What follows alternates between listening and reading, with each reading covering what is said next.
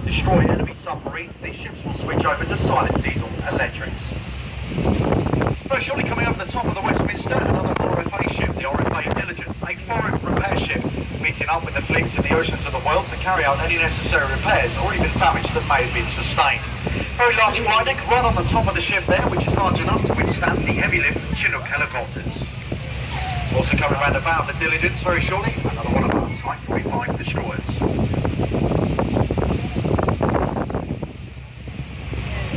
Imagine that, I'll take one of those. I'd love to do that. If anything, I just want to go to the... Huh? My dad can't buy one of them, no. Just a bit. He doesn't have a spare, like, 1.5 bill. Yeah, but if you drive like that, would slide straight off. Oh yeah. There's a little ramp there.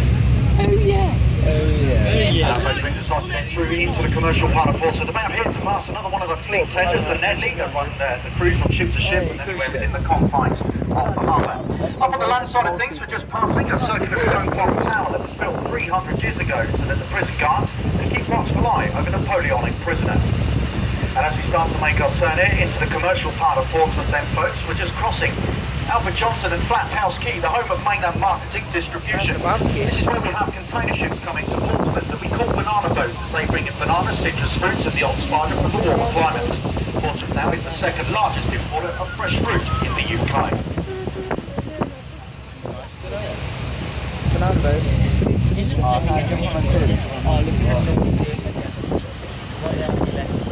As we come through the turn then folks, we're now approaching the cross-channel ferry berths alongside Linkspan number 1 here this afternoon, the Normandy Express. That vessel is the fastest way to France. Journey time 2.5 hours, cruising at speeds in excess of 50 knots. If you've ever been on the Normandy Express, however, in a rough sea, I can assure you it's like sitting inside a large washing machine. Known locally has been the vomit comet. Uses more zip bags than any other ship leaving Portsmouth. Right, not the vomit thing, but... Oh, no one's up there. And of course here alongside today now, Portsmouth is getting busier and busier year on year, with the cruise liners now calling in halfway through their British Isle tours. Yeah, got away. And she's actually the largest cruise liner to ever come into Portsmouth. She arrived yesterday afternoon. She was built in 1995 and cost her owners £250 million to build. She weighs in at 51,000 tonnes. She will carry just under 1,000 passengers and 550 crew on board. She will cruise at 21 knots. Run, you've asked Miss Bingo. Yeah, they're cleaning the ship for when people start to get on. Hey!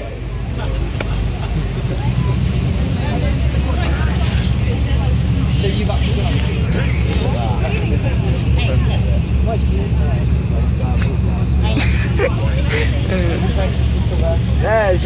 Now, of course, Brady Ferry is running the routes from Portsmouth to Cannes, Chibok, Le Havre, Saint-Malo, Santander and Bilbao. Getting over to France on the larger car ferry can take anything up to 6.5 hours. That, of course, depends on weather and sea state. Further on down to Spain then, he's anywhere between 10 and 13 hours. That's where we're based. And very shortly, coming out from behind the link spans here on the right of us will be D23. This is HMS Bristol. She's a Type 82 destroyer, but the only one of her class that was ever built. Back in the 60s, the government that ordered this project then declared it too expensive and scrapped the 3 sister ships and 2 new aircraft carriers on paper. The Bristol entered service just before the Falklands War and acted as an escort ship for the aircraft carriers. She fulfilled that until 1993, when we laid her up here at this man-made island known as Whale Island, the home of HMS Excellent. That's the new recruit training base in Portsmouth for basic seamanship, firefighting, gunnery and diving. The Bristol weighed in at 7,100 tonnes. She is 153 metres in length. She served with 500 crew on board and 4 main engines, 2 of which were steam, backed up by a pair of Siddeley Olympus gas turbines.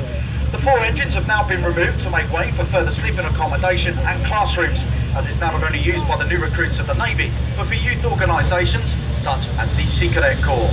And the air cadets. And the air cadets. Made it.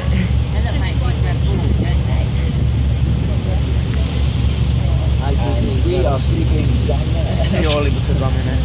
That's where we're sleeping in the bedroom. Yeah, we're We probably are sleeping in the engine room. Yeah, because we're surrounded by those pipe things. Yeah. Right, folks, leaving the Bristol behind us, looking slightly further away in the distance there, we have the famous Portsmouth Hill. Drop us off. Also there we've got the chalk cliff, and way to the top right of the chalk cliffs are the two large grey towers, indeed the mock-up superstructure of a Type 45 destroyer. These are the radar simulators. To the top left of the chalk cliff also, the low-level red brick building of Fort Nelson, a highly classified military base. Then bringing your eyes down to the foot of the hill, we've got a large grey shed, and just in front of that shed are indeed the outer battlement walls of Portchester Castle. Very first constructed by the Romans back in the 3rd century, but over the years given many upgrades by great British monarchs of the past, including Henry VIII, who was to use the castle as a retreat and last line of defence. Between us and the castle, looking beneath the surface of the water, are a further 16 square miles of mudflats. These are the overspill from the creation of Whale Island from the Hamburg tidal basins on Prisoner of War.